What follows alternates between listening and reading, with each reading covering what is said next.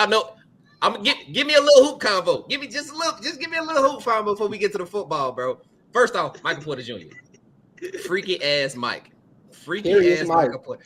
I want to let y'all go first before I say too much. So Michael Porter Jr. for the people listening again, he did a podcast. It seemed like these guys were his friends. It seemed like the people that he did his pod was like really good friends with him because some of the stuff he was saying, I was like, yo, you saying a little much, but he was real comfortable. And then he got that video, and then he got the other video where he talks about his celibacy journey or beginning of it. So I'm gonna open up the floor, man. How y'all feel? Michael Porter Jr. interview, man. Anybody whoever got something to say, y'all go. How you feel, man? He was just talking too much. That's pretty much all I can say with that, because I feel like when I seen that the first thing he said was on this platform, it's like nobody asked you these questions. So what made you just go out and start saying examples that was about your brother? That's, you know what I'm saying? Like, he's fighting and stuff. Like, he ain't been like, you know what I'm saying? Like, so it's like, his case is still going? Well, it might be closed or something like that. But I feel like that's he had fair. some stuff was going on. But it was like, why would you even say that? Like, why would you even bring that up? Because a lot of us, we forgot about it. We wasn't really thinking about it, talking about it. So for you to bring it up and say like, yeah, basically what you were saying, like, I had a problem with girls. My brother he got a problem with gambling. But it's like, I just don't get the point of him saying that though. Honestly, I feel like he just said too much for no reason. You ain't wrong. His again though, for everybody, his sentence, he get his sentencing on December the 18th. So I think they already done found him guilty. Yeah, but he guilty for sure. It's crazy. They found him guilty already, but he let me kick Red, man. Red over here jacked up. But he is scheduled to get sentenced, so they already found him getting guilty. He gonna know how much time he gonna get December the 18th. But he done been banned. I reading this report. It says he's been banned for life from the NBA and violating those gambling rules. So he's completely out of the league, bro. Mm-hmm. Mitch, what was your take on it, bro? How'd you feel about it? So originally, I understood what he was saying, because like the whole sports betting, because people do be going like real extra, and at the end of the day, they are athletes. They gotta be professional. But if I was on the court and somebody was like, "Hey man, give me 2 more points," and I don't care about your 2 points. Like, "Hey man, get a 3." Like, that's kind of like, and then that's cool, whatever. And then you hit these dudes up in their DMs, and it's like, bro, I think that's lame. Like, and they are human at the end. Now, granted, it's social. You don't have to look at it, but it's like, bro, chill, bro. Like, send me death threats because I missed a shot, or I missed a layup, or I missed a dunk. Hey, that's lame. So I guess it gets annoying. But what he did was wild. He's like Zell was saying, he's like, my vice was women. It's how he said it. He's like, my vice was women. My brother didn't have that problem. So he's like, my brother didn't get hoes for real. My vice was gambling. His vice was gambling. It's how he said. I was like, dang, bro. Yeah, it's kind of crazy. That's a fact. And somebody in the comments called MPJ Fernando Hawkins is crazy. He can't even defend himself. Somebody MPJ, aka Fernando Hawkins, is crazy. That's Lil Rand. I ain't gonna go into detail about that, but just imagine Red with a lot of millions of dollars in the I can only imagine. So he might be on the song. Yeah. They called MPJ. I thought they called him doing some other funny business though. I thought they called him. So anyway, but go ahead, Ted.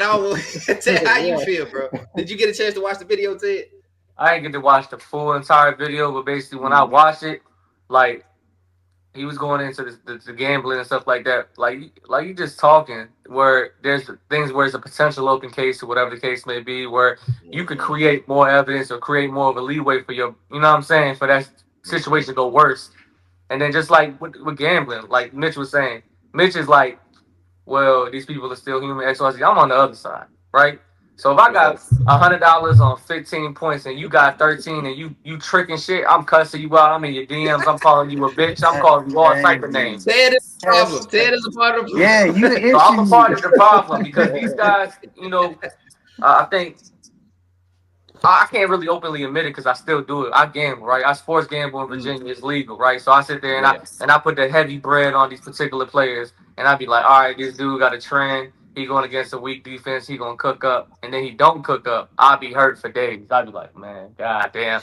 And then I'll be studying the person that let me down. I'll be cussing him out whenever I see him put a story up there. I'll be like, you fucking suck, motherfucker. Say, how many people have you wrote because of your bet? How many people have you DM'd? Be honest. I can almost tell you almost 100 people. That's crazy. And the only people that I gave a pass to is the Chiefs. Pat Mahomes. Yeah. Oh, is that new? Those are the only people that are athletes that I gave a pass to. Other than that, I done cussed out so many. I done got blocked so many times where I ain't gonna lie to you. Some of these people could have been on. Listen, some of these people could have been on our podcast, but me cussing them out from before we even started this podcast might have tricked the bag for them. And that I apologize in advance, but I done cussed out so many people, dog. That's so funny, dog. Hey, Ted. Ted, if you need it, it's 1-800-522-4700. If you need it. If you need it, my boy. Hey, listen, let me tell you this, bro. It's a funny backstory because y'all talk about the gambling. But I done had the phone in my hand, let it ring about 4 or 5 times right before the person answered. Boom, I hang up and then place another bet. It is a thing. It is a thing. Wait, what's that do? I'm confused. What that do, Ted? He talking about the gambling hotline. Gambling hotline. So he talking about the gambling hotline, right? So there be times like I'll be in the room and I'll be watching the game, everything going my way. First 3 quarters, I'm just like, yep, And then I get popped at the very last second, right? And I'm like, oh my god! I'm talking about, and EJ know the amounts, crazy amounts. Yeah. And then I'll be like pacing back and forth, and then I'll pick up that phone. I'll be like, yo, I'm about to tell these people, don't even let me on, don't let me have no access to FanDuel, nothing, take everything. And then lady was like, hello, this is FanDuel gambling contact support. And then I just hang up on them and place another bet. Damn, bro. You want to see if it works. I didn't know it was like that, dude. That's crazy. No, I didn't know. When you said call, I'm thinking you calling one of the athletes. I'm thinking you calling them from Instagram. Oh, no, that's crazy. That's what I thought you were saying. That's what threw me off. That's wild. Yeah, that is why you call him an athlete, though. Yeah. That's why I was like, why you call him for? Nah. So, Red, how you feel, man? They said MPJ. Somebody comment said MPJ is AKA Fernando Hawkins, man. I ain't know. How you feel about the interview from Michael Porter Jr., bro, and his freakiness and his new, celibacy journey, so to speak. That was random, bitch ass. Yeah, it was random. Yeah, man. But, hey man, no comment, man. He on that Diddy juice, man. I felt like he's been doing way more than what he's telling them, because he said he lost his virginity in college.